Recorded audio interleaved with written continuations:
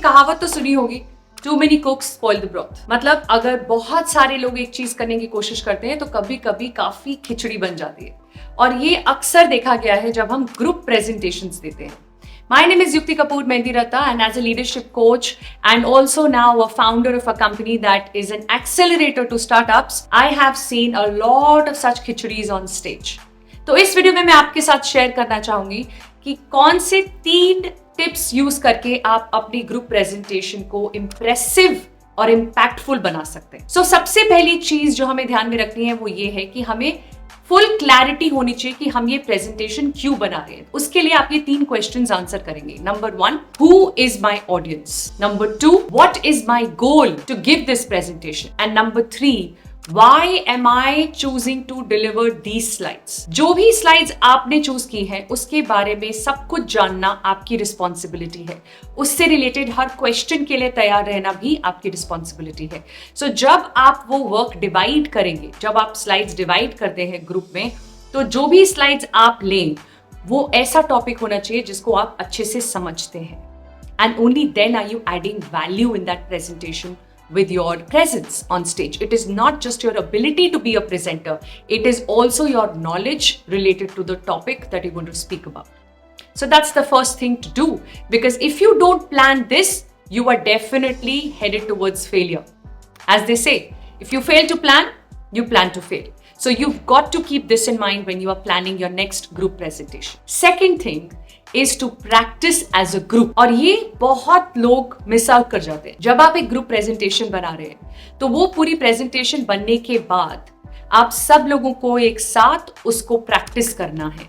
और प्रैक्टिस करते टाइम आपको 2 चीजों का ध्यान रखना है। नंबर 1, जब एक प्रेजेंटर से दूसरे प्रेजेंटर में मूव हो रहा है स्लाइड्स, जब आप हैंड ओवर दे रहे हैं दूसरे प्रेजेंटर को, तो वो ट्रांजिशन बहुत ही स्मूथ होना चाहिए। वहां पर कोई अटपटा सा ऑकवर्ड सा मोमेंट नहीं आना चाहिए, राइट? तो आपको वो प्लान करना है कि आप कैसे दूसरे प्रेजेंटर को लेके आएंगे, वो क्या क्यों होगा जब दूसरा प्रेजेंटर आके आपसे हैंड ओवर लेगा प्रेजेंटेशन का। The second thing that you have to keep in mind is that पूरा डेक जब आप डिजाइन कर रहे हैं तो उसका थीम सेम होना चाहिए, उसमें कंसिस्टेंसी होनी चाहिए एंड टू एंड, फॉन्ट से लेके कलर स्कीम से लेके टेम्पलेट तक, हर चीज एक कंसिस्टेंट तरीके से बननी चाहिए, एज इफ एक ही इंसान ने पूरा डेक बनाया। अगर आप अलग अलग स्लाइड्स पे काम कर रहे हैं तो वो यूनिफॉर्मिटी एंड में लाना बहुत जरूरी है, और ये कई बार रह जाता है जब हम प्रेजेंटेशंस देखते हैं on stage. And the third thing is to deliver with confidence and authenticity.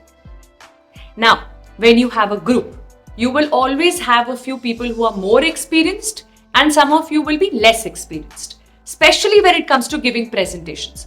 अगर आपने किसी टॉपिक के बारे में बात करनी है तो जरूरी नहीं है कि सबको प्रेजेंटेशन स्किल्स भी आती हों। शायद उस टॉपिक के बारे में या सब्जेक्ट के बारे में उनको काफी नॉलेज है, शायद आपसे ज्यादा, पर शायद आप उनसे ज्यादा अच्छे प्रेजेंटर हैं। लेकिन ग्रुप प्रेजेंटेशन में अच्छा इम्पैक्ट और इंप्रेशन तब बनता है जब सारा ग्रुप पार्टिसिपेट करे इन some way or another. So when you are planning this, you need to plan it in a way that the best people who have the best presentation skills should start the presentation and also end the presentation. So remember, whenever anybody watches anything, they remember the way it starts and they also remember the way it ended. जो बीच का part है वो लोगों को याद नहीं रहता इतना, तो आप वहां पर आपके वीक प्रेजेंटर्स को पोजीशन कीजिए। This is how you will plan it. So the best presenters come in the beginning and the best presenters also come in the end, and in between you can put some people who are not so experienced with presentations just yet.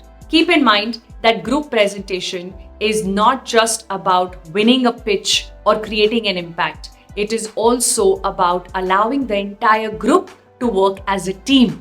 And when you're trying to do that, it will never be a broth, because every cook will add his own flavor to the recipe and make a fantabulous dish. So go ahead and make that next presentation a hell of a dish.